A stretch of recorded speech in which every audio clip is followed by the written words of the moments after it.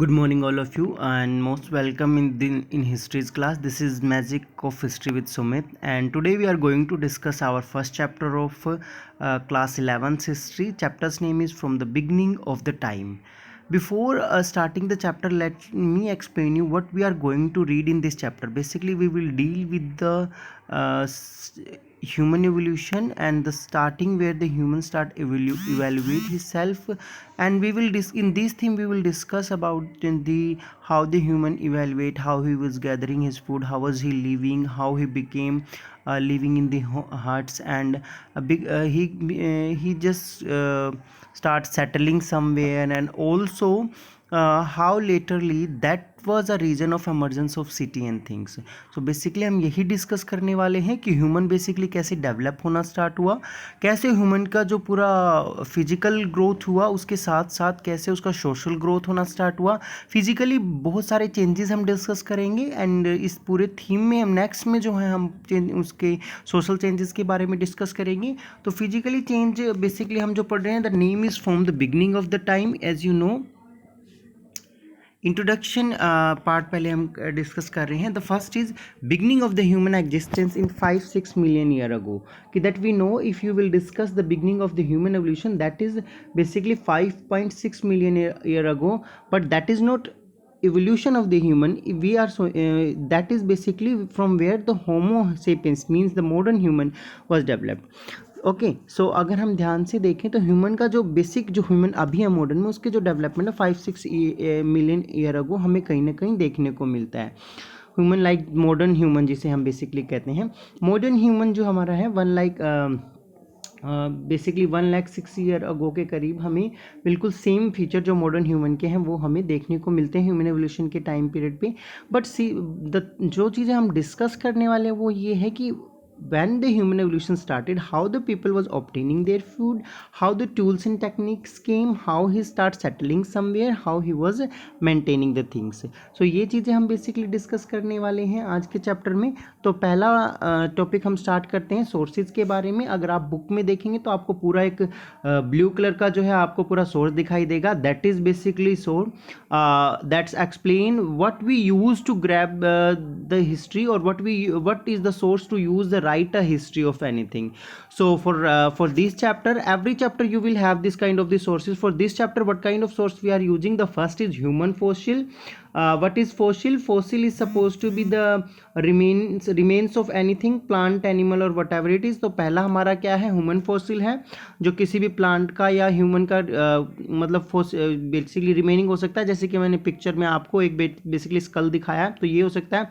Stone tools we have. And second, because at that time period when human was evolving, literally he start making the tools. So tools are also a source of our history. तो tools जो है वो हमारे source हैं. Cave paintings are there, बहुत सारी caves हैं, वहाँ पर बहुत सारी पेंटिंग्स बनी हुई हैं, तो वो हमारी सोर्स हैं. तो but there are early debates and discussion. Firstly जो बहुत सारी जो जब ये हमारे सामने आए जितने भी ह्यूमन फॉसिल्स थे, स्टोन्स थे, केव पेंटिंग, तो बहुत सारी डिबेट होने लगी थी. किस तरह की डिबेट होने लगी थी कि बहुत सारे जो स्कॉलर्स थे वो कह रहे थे कि उन्होंने रिफ्यूज़ कर दिया बेसिकली इन फॉसिल्स को मानने कि ये इतने पुराने जो हैं फॉसिल हो सकते हैं, या इतने पुराने ह्यूमन के बारे में बात कर सकते हैं, या इतने पुराने टूल्स वगैरह, किसी चीज़ को भी उन्होंने एक्सेप्ट नहीं किया, क्योंकि वो बेसिकली मानते थे कि ह्यूमन का जो एवोल्यूशन है, तो इतने पुराने जो फॉसिल्स हैं उनकी डेटिंग कैसे की जाए, कैसे प्रूव करोगे कि ये इतने पुराने फॉसिल है. तो ये बेसिकली प्रॉब्लम थी. तो human fossil, stone, cave painting हमारे सोर्स थे, जिनके ऊपर बहुत सारी डिबेट रही.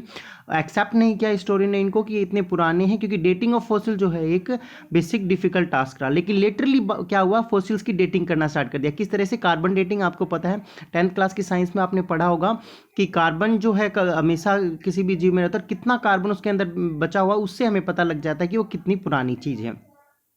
सो इससे क्या हुआ कि जो आइडिया था हमारा फॉसिल स्टोन पेंटिंग का, वो बेसिकली क्लियर हुआ. उससे पहले ह्यूमन एवोल्यूशन की अगर बात करें तो कोई भी रिलीजन आप उठा के देखिए, बुक में आपको क्रिश्चियनिटी के बारे में दिखा, लेकिन इंडियन में भी देखोगे आप, हिंदुइज्म में या क्रिश्चियनिटी में, किसी भी रिलीजन में देखो, तो ह्यूमन का जो एवोल्यूशन है वो कहीं ना कहीं गॉड के जरिए किया गया है. जैसे इंडिया में जैसे क्रिश्चियनिटी में भी ये है कि भगवान ने पहले एक एडम एंड ईव को बनाया था, एडम एंड ईव से फिर हमारा कहीं ना कहीं ह्यूमैनिटी डेवलप हुआ. हिंदुइज्म में है कि एक किंग थे जिन्होंने सभी एक एक कपल को कहीं ना कहीं नहीं बचाया सभी जीव वगैरह को, उनसे हमारा ह्यूमन का एवोल्यूशन हुआ है। सो बेसिकली पर ये सारी स्टोरीज थी एंड 1856 में इसके ऊपर क्वेश्चनिंग स्टार्ट हुई। कैसे? नियदरहर वैली में एक स्कल मिला और उस स्कल को एक जो पर्सन था उसने बेसिकली उसको डिफाइन करना स्टार्ट किया कि ये बहुत पुराना स्कल है। उसके ऊपर एक पूरा पेपर भी राइट किया, लेकिन उस टाइम के हिस्टोरियन जो थे उन्होंने उसको बिलीव नहीं किया।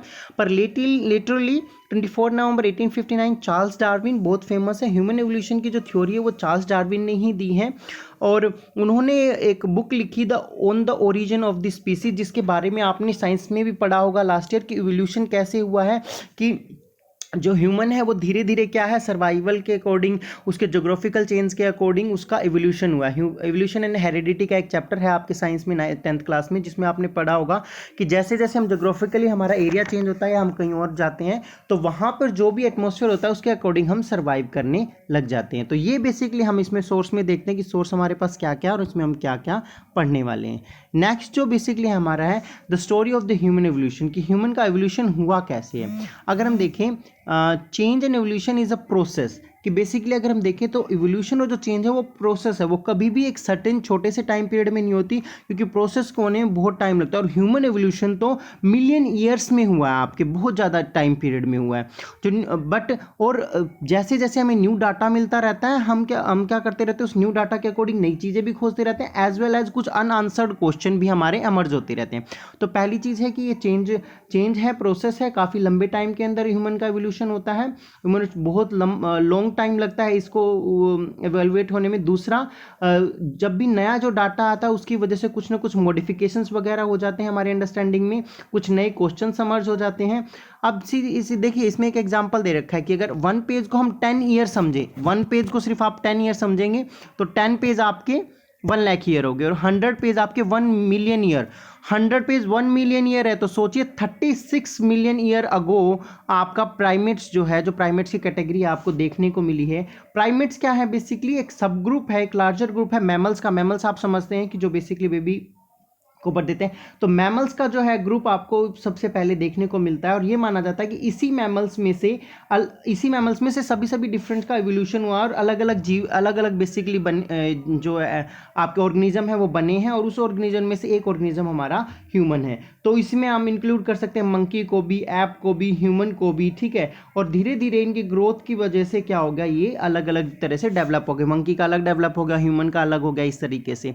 तो प्राइमेट्स बेसिकली ये हैं। सो प्राइमेट का जो हमें सोर्स मिलता है, प्राइमेट्स का हमें सोर्स मिलता है 36 मिलियन ईयर अगो, पर जो ह्यूमन का इवोल्यूशन जहाँ से हम ट्रेस करते हैं वो हमारा 24 मिलियन ईयर अगो। होमिनोइड्स हमें सबसे पहले मिलते हैं एंड एप्स जो हैं वो इसी सेम टाइम पीरियड में हमें मिलते हैं। सो होमिनोइड्स एंड होमिनिड्स, उसके बाद होमिनिड्स हमारे 5-6 मिलियन ईयर अगो मिलते हैं, यानी कि 25 से लेकर 5-6 ईयर तक हमें कोई ज़्यादा ड्रास्टिक चेंज इवोल्यूशन का नहीं मिलता, लेकिन धीरे धीरे चेंज हो रहा था। और 5-6 मिलियन अगो, 5.6 मिलियन ईयर अगो क्या हमें ड्रास्टिक चेंज डायरेक्टली दिखाई देता है। तो ये एक चेंज इन प्रोसेस है जो बेसिकली टाइम टेकन है, जिसमें बहुत सारा न्यू डाटा आता रहता है जिसके बारे में हम डिस्कस करते हैं, कुछ न्यू और क्वेश्चन आते रहते हैं। अगर हम देखें तो 36 मिलियन ईयर अगो एक बहुत लंबा टाइम पीरियड होता है जिसमें हमें प्राइमेट्स को देखने को मिलता है। प्राइमेट्स कौन सा? मैमल हैं जो स्टार्टिंग में थे, जिनसे सभी ऑर्गेनिज्म जो है उनका एवोल्यूशन हुआ है। और नेक्स्ट जो है हमारा बेसिकली हम होमिनियोड के बारे में पढ़ेंगे। होमिनोइड क्या है? हमारे बेसिकली 24 मिलियन ईयर अगो हमें देखने को मिले। अगर इसमें देखेंगे आप 4 lag use for on their 4 lag का मतलब क्या है कि जो हाथ है उसको भी वो पैर की तरह यूज करके चलते थे, ठीक है। अभी मतलब सीधे खड़े होकर दोनों पाँव पे नहीं चलना स्टार्ट किया था, बिल्कुल जैसे आपने ये देखा होगा, क्या नाम, चिंपैंजी देखा होगा, वैसे हाथों को भी मोड़ के पैर की तरह और पैरों को भी इस तरह से। Bodies and leg were quite flexible, तो बिल्कुल आपने मंकी की देखा है फ्लेक्सिबल होती है, तो वैसे फ्लेक्सिबिलिटी थी। अनेबल टू वॉक, परंतु वो वॉक नहीं कर सकते थे। Larger and monkey had no tail, monkey से ज़्यादा बड़े थे पर टेल नहीं थी इनके पास, ये याद रखिए, क्योंकि जब भी आपको एप्स के बारे में बताया जाता है तो आप क्या करते हो, बिल्कुल मंकी से कंपेयर कर लेते हो, इसीलिए हमें पता लग गया कि हम मंकी से डेवलप नहीं हुए हैं या इवेलुएट नहीं हुए हैं। स्मॉलर ब्रेन छोटा होता है पर जो होता है बड़ा होता है। Unable to making the using tool, और टूल्स वगैरह ये कुछ भी नहीं बनाते थे। जो स्टार्टिंग में हम 24 मिलियन ईयर अगो जो हमने ह्यूमन देखा वो बेसिकली क्या है आपका, कि कहीं ना कहीं उसमें 4 लेग्स हैं, जो हाथ है वो भी पाँव की तरह काम कर रहे हैं, जो बॉडीज़ हैं वो क्वाइट फ्लेक्सिबल है, वो वॉक नहीं कर सकता है, मंकी से लार्जर है पर टेल नहीं है, स्मॉल ब्रेन है और टूल बना नहीं सकता है। उसके बाद जो हमारा सेकंड पार्ट आता है वो हमारा आता है कहीं ना कहीं होमिनिड्स के बारे में। होमिनिड्स हमारे 5.6 मिलियन ईयर अगो में देखने को मिलते हैं। यहाँ से जो ह्यूमन का एवोल्यूशन है वो हमें क्वाइट क्या है, बहुत जल्दी होने लगा। क्यों? क्योंकि देखिए हमें अभी 24 मिलियन के पहले की बात करके आए, 5.6 मिलियन ईयर अगो तक आते आते एवोल्यूशन बहुत ड्रास्टिक हो गया था, बहुत लंबे प्रोसेस का बहुत सारे चेंजेस आ गए थे।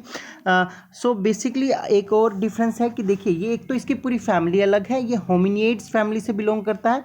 इसका ओरिजिन जो है अफ्रीका में माना जाता है। इसके दो रीजन है कि इसका अफ्रीका में ओरिजिन क्यों माना जाता है। पहली चीज तो इसके जो डीएनए है वो बिल्कुल अफ्रीकन ऐप के साथ जो है काफी रिलेटेड है। सेकंड चीज, जो इसके जितने सबसे पुराने जो फॉसिल है यानी 5.6 मिलियन ईयर के जो फॉसिल्स हैं होमिनिड के, वो हमें अफ्रीका में मिलते हैं। बाकी सभी जो फॉसिल्स हैं हमें 1.8 मिलियन ईयर वो डिफरेंट जगहों पर मिलते हैं, लेकिन सबसे पुराना फॉसिल अफ्रीका का, इसलिए हम ये कह सकते हैं कि ओरिजिन अफ्रीका का है। तो दो रीजन हो गया ओरिजिन ऑफ अफ्रीका के, oldest fossil as well as closely related to African ape. इसमें डिफरेंस क्या था कि अपराइट पोस्चर था, मतलब ये सीधा खड़ा होकर चल पा रहा था, ऐसे चार पे, जैसे हमने लास्ट वाले की बात की कि वो चारों पैर पे चल रहा था, वैसे नहीं बल्कि खड़े होकर चल रहा था। लार्जर ब्रेन, थोड़ा ब्रेन बड़ा था। बायपैडलर लोकोमोटेशन स्पेसिफिकेशन का मतलब होता है कि सीधे खड़े होके दूर से देखने के लिए, मतलब दोनों पैरों पे खड़े के हाथों से चलने का जो टैक्टिक है वो कहीं ना कहीं इसने यूज़ कर रखी थी। इसी में आगे जो देखें हम होमिनिड क्या है, इसकी बहुत सारे ब्रांचेज होती हैं जिसको हम जेनविस के नाम से जानते हैं बेसिकली। सो दो ब्रांचेज बेसिकली इसमें सबसे ज़्यादा फेमस है, एस्ट्रोलोपिथिस एंड होमोज। सो एस्ट्रोलोथिस एंड होमोज इसकी जो ब्रांचेज है वो काफ़ी फेमस है बेसिकली। सेवरल स्पीसीज हैं इसके अंदर। ऑस्ट्रोलोथिक, इसका मीनिंग बड़ा देखिए, ऑस्ट्रोलोथिक है इसमें एक तो इंपॉर्टेंट चीज़ ये है कि ये लेटिन और ग्रीक से मिलकर बना है। लेटिन जो वर्ड है वो ऑस्ट्रल है जिसका मीनिंग है साउथर्न यानी साउथ से, और पिथियोक जो है वो ग्रीक वर्ड है जिसका मतलब है एप, यानी कि साउथ में पाए जाने वाले जो एप्स हैं उनको ऑस्ट्रोलोथिक मिला है। कहीं ना कहीं ऐप जैसे ही ये दिखाई देते थे। जो स्मॉलर ब्रेन हमने ऐप का देखा था कि ऐप्स का क्या होता है, स्मॉलर ब्रेन होता है, वो चारों पैरों पर चलते हैं, टीथ उनके बड़े बड़े होते हैं बाहर की तरह, अपराइटिंग मतलब अपराइट वॉक नहीं होती, वो सीधे खड़े होकर नहीं चलते और ज़्यादातर ट्री पे रहते हैं। तो ये सारे फीचर आपको ऑस्ट्रोलोपैथिक के अंदर मिलेंगे। और यही डिफरेंस है होमो में और ऑस्ट्रोलोपैथिक में, कि होमो का क्या है, बड़ा ब्रेन है, इसका क्या है, छोटा ब्रेन है ऑस्ट्रोलोपैथिक का। इसका हैवी जो है, होमो का हैवी जो नहीं है, लार्जर टीथ है, होमो का लार्जर टीथ नहीं है। ठीक है, thank you so much for watching the video. इससे आगे हम नेक्स्ट वीडियो में कंटिन्यू करेंगे। And if you like it please subscribe my channel as well as ring the bell for the notification.